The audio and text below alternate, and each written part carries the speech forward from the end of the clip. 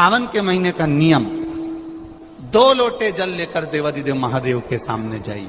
यहां अशोक सुंदरी वाली जगह से दोनों धार एक साथ चढ़ाना प्रारंभ करिए और करते करते वो धार शंकर भगवान के शिवलिंग पर ले जाकर छोड़ दीजिए। ये सावन के महीने के अगर आपने मात्र 7 दिन भी लगातार अगर ये धार आपने चढ़ा ली है तो देवादिदेव महादेव की कृपा से 3-4 महीने में सूचना आपको प्राप्त हो ही जाए। आपके घर के पास में जो शिवालय है भगवान शंकर का एक छोटा सा शिवलिंग है। मानो अगर दिल से तुमने मान लिया कि ये केदारनाथ है, दिल से तुमने मान लिया कि ये महाकाल है, दिल से तुमने मान लिया कि भीमा शंकर है, दिल से तुमने मान लिया कि ये मल्लिकार्जुन है, दिल से तुमने मान लिया कि विश्वनाथ है। जिस दिन तुम्हारा मन पर जाए श्रावण के महीने में जब तुम 2 लोटा जल चढ़ाने के लिए जाओगे,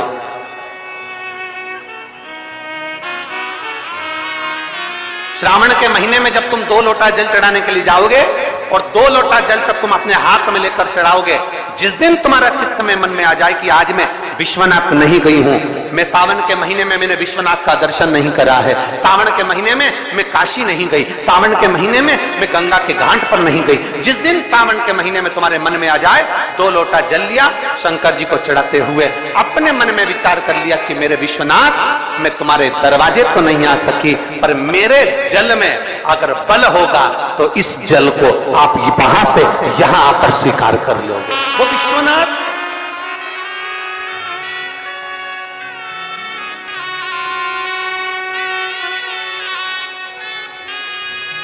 पहला दिन लगे 2 लोटा जल चालू कर दो।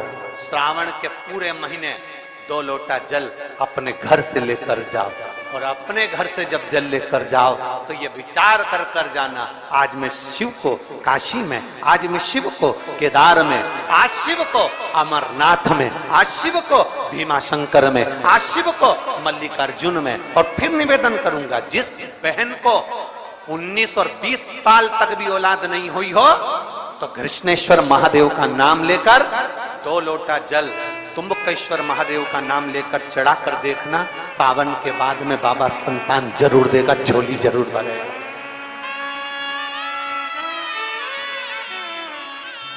कहीं नहीं जाना, अपने नजदीक में, अपने घर के पास में, अपने मोहल्ले में, अपनी गली में, अपने चौराहे पर, अपने घर के पास में जो शिवालय हो, जो शंकर का मंदिर हो, वहां जाओ, 2 लोटा जल समर्पित करो और फिर निवेदन करूंगा, जल से ज्यादा जरूरी है मेरे भोलेनाथ जी के मंदिर की सफाई करना।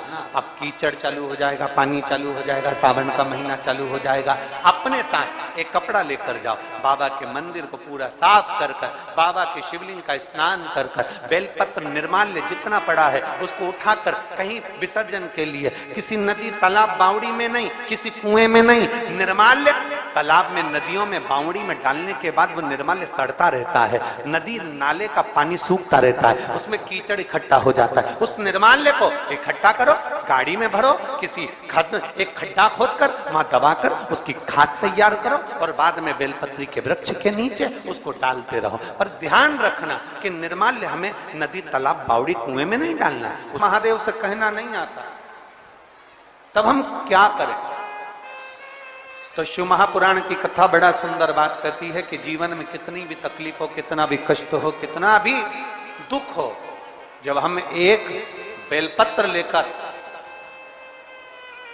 भगवान शिव को समर्पित करने के लिए जाते हैं और दिल से, हृदय से, भाव से जब एक बेलपत्र समर्पित करते हैं और 1 लोटा जल अशोक सुंदरी पर चढ़ाने के बाद हम देवादिदेव महादेव को जब समर्पित करते हैं तो ये निश्चित है हमारे दुख, हमारी तकलीफ, हमारे कष्ट को मेरा शंभू काटता जरूर है, ये निश्चित था। बोल बम का नारा है, जरा जम के, बोल बम का नारा है, सारी समस्या का हल। जब हमारे भीतर कोई तकलीफ होती है, हमारे भीतर जब कोई कष्ट होता है, हमारे भीतर जब कोई दर्द होता है, हमारे भीतर जब कोई दुख होता है, तब हम देवादिदेव महादेव को 1 लोटा जल समर्पित कर कर अपने हृदय की बात भगवान शिव से जरूर करते हैं। जरूर। थोड़ी सी भी विषम परिस्थिति चल रही है, थोड़ा भी तकलीफ चल रही है, थोड़ा भी कष्ट आया है जीवन में, थोड़ा भी दुख, थोड़ी भी तकलीफ, थोड़ा भी दर्द, थोड़ा भी कष्ट अगर आपके जीवन में आया है तो शिव महापुराण की कथा कहती है सबसे पहले भगवान शंकर की शरणागति में जाए, भगवान शिव के पास जाए।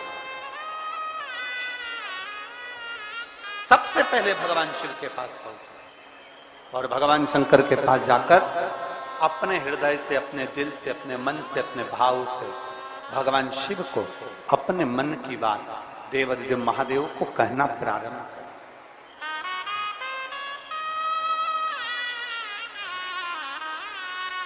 अपने भीतर जो संशय है, अपने भीतर जो संशय उत्पन्न हुआ है, अपने भीतर जो हम संशय में आए हैं, उस संशय को मिटाने के लिए, अपने भीतर के दुख को, अपने भीतर की तकलीफ को, अपने भीतर के कष्ट को मिटाने के लिए कहीं दूसरी जगह नहीं जाए। शिव महापुराण की कथा कहती है अगर जीवन में दुख भी आया है, तकलीफ भी आई है, कष्ट भी आया है, पड़ोसी के यहाँ, रिश्तेदारों को, नातेदारों को, कुटुंब को, कबीले को जाकर कहोगे, वो दुख मिटने वाला नहीं, वो संशय समाप्त होने वाला नहीं, वो तकलीफ समाप्त होने वाली नहीं, वो दुख समाप्त होने वाला नहीं है। अगर जीवन में संशय आया है, जीवन में अगर तकलीफ आई है, जीवन में अगर कष्ट आया है, तो हमें शिव की शरणागति ग्रहण कर लेना चाहिए। एक लोटा जल हाथ में लेकर भगवान शिव से अपने दिल की बात, अपने मन की बात भगवान शंकर को जरूर जाकर कहना चाहिए। कर रहे हो ये आपके ऊपर निर्भर करता है। मां, महात्मा और परमात्मा,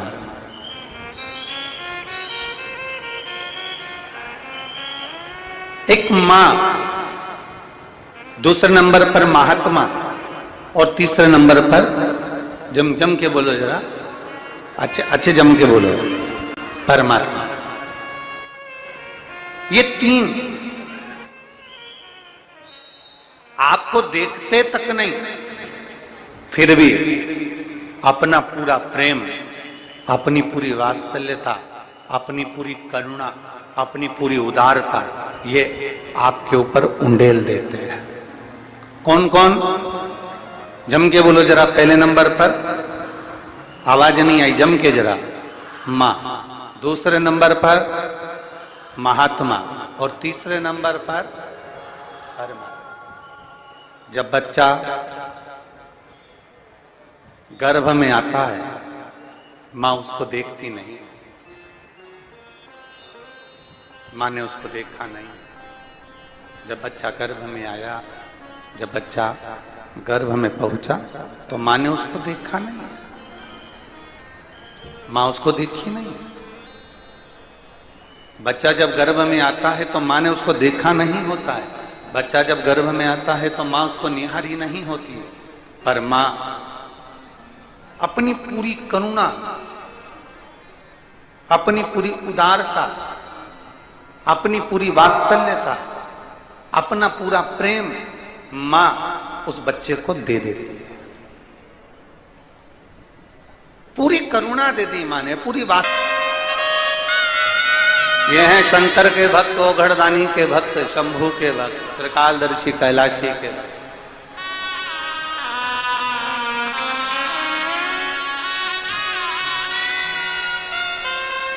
अपने नेत्रों से दर्शन करते रहते हैं। भगवान ब्रह्मा अपने नेत्रों से दर्शन करते रहते हैं, पर शंकर जी के नेत्र बंद रहते हैं, शिव जी के नेत्र बंद रहते हैं। शंकर भगवान समाधि में डूबे रहते हैं, शंकर भगवान समाधि में लीन रहते हैं। तो कई लोग, कई जिनके मुख में जो आता है, जिनके विचारों में जो आता है, वो कह देते हैं कि शंकर जी की आराधना नहीं करना चाहिए, क्योंकि शंकर तो समाधि में डूबे रहते हैं, वो तो देखते ही नहीं है। पर उनको समझाना ये है कि नानू मां का चरित्र कह रहा है कि नानू मां के पिता मछली पकड़ने का जाल बनाते हैं और ध्यान नानू मां पर रहता है। एक पनिहारन पानी को लेकर जाती है, सिर पर हंडे पर हंडा, मटके पर मटका, मटके पर मटका, मटके पर मटका रखती है, चलती जाती है, पड़ोसन से बात करती है, पर ध्यान मटके पर रहता है। एक माँ अपने बच्चे को लेकर बाजार में जाती है, सामान कितना भी खरीदे पर बच्चे पर ध्यान रहता है। एक पिता अपने काम में ध्यान देता रहता है। उसी तरह मेरा ओघड़धानी भले नेत्र बनकर कर समाधि में डूबा हुआ हो, पर जो एक लोटा जल चढ़ाता है मेरे शंकर का ध्यान उस पर बना ही रहता है। वृक्ष लता से स्नान कराऊंगी, ये अपने भीतर ने एक संकल्प अपने भीतर लेना है कि श्रावण के महीने में हमें शिव को कैसे रिझाना है, शंकर को कैसे प्रसन्न करना है, शंकर को कैसे प्रकट करना है। शंकर को देवादिदेव महादेव को पकड़ने का जाल इंसान नहीं बना सकता, वो तो शंकर देवादिदेव महादेव किसी के दिल में आकर बैठ जाते हैं तो वो हृदय के जाल में शंकर को पकड़कर अपने दिल में बिठा लेता है। कोई कोई लिंग के सम्मुख में सत्य बोला है। घर में जब शुभ आयोजन होगा, घर में जब शुभ शकुन होगा, घर में जब शुभ कार्य किया जाएगा, घर में जब वंश की वृद्धि हो रही होगी, घर में कोई नया मेहमान आ रहा होगा, घर में कोई आतिथ्य हो रहा होगा, कोई नया मुहूर्त हो रहा होगा, तब हे नारायण आप सत्य बोले हो, इसलिए आपकी पवित्र पूजन प्रत्येक घर में पूर्णिमा, अमावस्या, एकादशी, द्वादशी, संक्रांति आदि का अधिक दिन आपके इस स्वरूप की पूजन पूरा ब्रह्मांड करेगा और आपको लोग सत्यनारायण भगवान के नाम से पुकारेंगे। बोल सत्यनारायण भगवान की। इसीलिए स्कंद पुराण का रेवा खंड कहता है, इसलिए हमारे यहाँ जब सत्यनारायण भगवान की हम कथा श्रवण करते हैं, प्रथम अध्याय पूर्ण होता है, द्वितीय अध्याय पूर्ण होता है, तो विद्वान ब्राह्मण जन कहते हैं इति श्री रेवा खंडे प्रथम अध्याय। तो ऐसा रेवा खंड में से भगवान सत्यनारायण के सुंदर स्वरूप का वर्णन आता है। शिव महापुराण में से भगवान सत्यनारायण के स्वरूप का वर्णन आता है, भगवान शिव की पवित्र कथा का वर्णन आता है, भगवान शंकर के सुंदर स्वरूप का वर्णन आता है, और भगवान नारायण का एक नाम सत्यनारायण। महीने, 2 महीने, 3 महीने, 6 महीने, 4 महीने, 8 महीने, 10 महीने, 12 महीने में एक नियम बना लो कि हमारे घर में हम सत्यनारायण भगवान की कथा किसी ब्राह्मण जन को बुलाकर करवाकर यज्ञ ग्यारी करवाकर अपने जीवन को सार्थक बनाएंगे, क्योंकि सत्यनारायण की कथा भी शिव की कृपा के आनंद में होती। कहते हैं जहां सत्यनारायण की कथा होती है वहां शंकर की भी कृपा नित्य बनी रहती है, क्योंकि शिव ने ही तो उपदेश दिया है।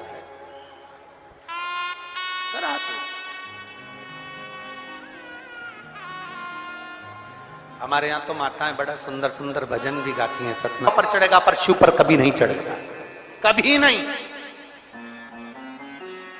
गौ माता तू झूठ बोली है मेरे सामने, तेरा पूरा शरीर पुजाएगा। कन्यादान, वस्त्रदान, मुद्रादान, स्वर्णदान, अन्नदान, सारे दान आगे से होंगे, पर गौदान पीछे से होगा। गाय की पूंछ पकड़कर किया जाएगा, क्योंकि तू झूठ बोल गई मेरे सामने।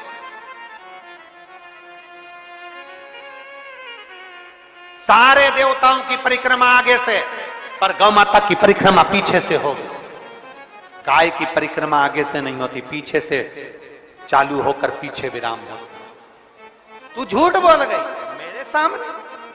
गौ माता तू जगत की मां कहलाती है, गाय माता भी कहती है मुझे क्षमा कर, मेरे मुख से झूठ निकल गया। केतकी का फूल कहता है क्षमा करिए, मेरे मुख से झूठ निकल गया। ब्रह्मा जी क्षमा नहीं मांगे, क्षमा नहीं। ब्रह्मदेव कह रहे हैं कि आकाशवाणी झूठी है। आकाशवाणी झूठी? भगवान शंकर ने अपने तुरंत पैर का नख तोड़कर फेंका, काल भैरव प्रकट कर लिया। काल भैरव को आज्ञा करी ब्रह्मा का सिर काट दो। जिस मुख से वो झूठ बोल रहा, जिस मुख से वो झूठ बोल रहा,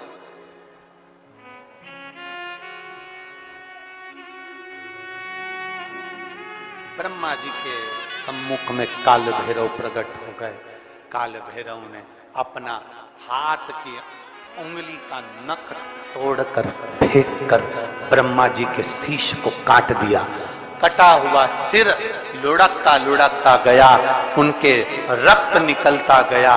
कटा शीश भी झूठ बोलता रहा, झूठ बोलता। सत्य को प्रमाण की जरूरत नहीं होती, पर झूठ को प्रमाण चाहिए। सत्य एक दिन उजागर होता ही है, उसको कितना भी दबाया जाए। सत्य को कितना भी दबा ले, वो उजागर होगा। आज नहीं तो कल होगा, कल नहीं तो परसों होगा, आने वाली पीढ़ी को होगा, पर सत्य सामने जरूर आएगा। सत्य को कोई नहीं दबा सकता।